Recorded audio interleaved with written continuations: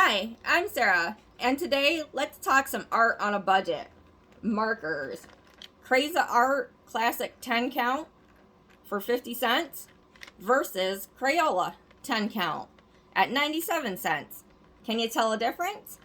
Let's check it out. As you can see from the chart here, I've got the Cra-z-art on this side, on the top here, and the Crayola on the bottom. I've made a color chart comparing all the different colors, and I tried to match them as best I could. I really did like the Cra-z-art that they had the blue over the gray. I think if I was a kid and doing some anime art, I might like having a light blue more, just because I can use my black to make a gray tone. And you could get some more accents in like a sky, or maybe some armor if you were going for a steel with the black that they have, since it's just slightly lighter in tone than the Crayola. The Crayolas are a lot more vibrant. I mean, you can really tell the difference in vibrance between the two. And the pro for the Crayola is they bled a lot easier. They had like more pigment. They applied a lot smoother. The Cra-z-art over here, it was a lot harder to apply. I felt the colors were a lot more streaky. As you can see up from Mink here, she's a lot duller. And she's a lot more vibrant up here with the Crayola. But I did feel like the fine point that the Cra-z-art tip had did give me a lot of detail. But if the colors were anywhere near as vibrant at the Crayola, that would have been nice.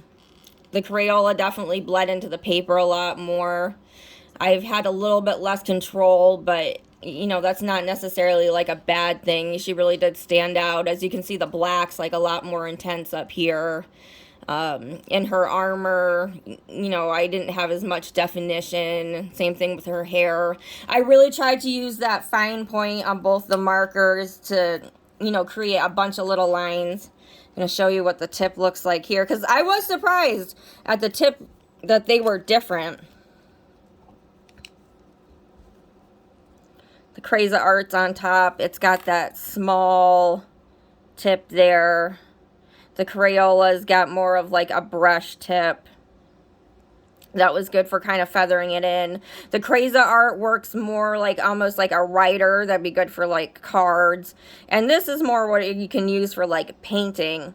But I was able to achieve what I thought was an alright looking little anime character, just for a quick what I could do when I was having my morning coffee.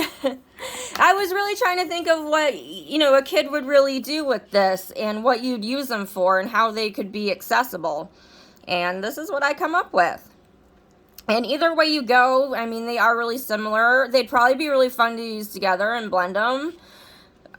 They both have their good pros and cons. I think I'd probably just choose the Crayola just because they were a little bit easier to work with. But I really did like the size of the marker that the Cra-z-art had, because it was a little bit easier for my hands that are older and not wanting to grasp small stuff like that for a long time anymore.